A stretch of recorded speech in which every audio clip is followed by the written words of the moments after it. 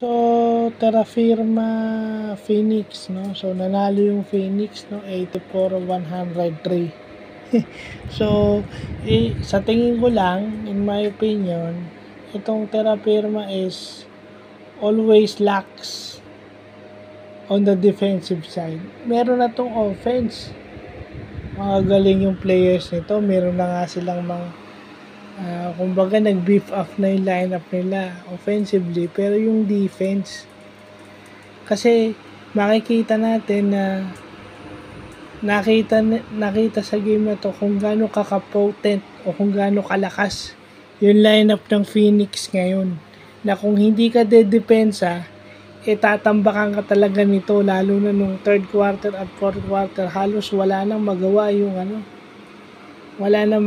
yung Terra Firma, no?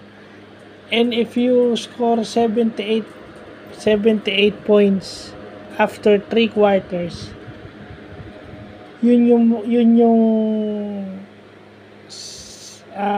senyales na may problema yung depensa mo, kasi 78 points in 3 quarters is napakadami.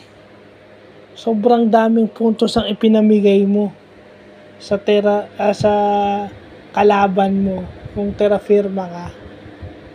At nagpapasalamat naman ng Phoenix na umiscore sila ng 78 points after 3 quarters lang. So yun,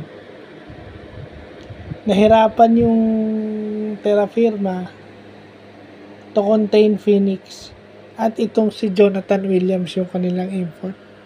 So yun lang yan. So yun lang po.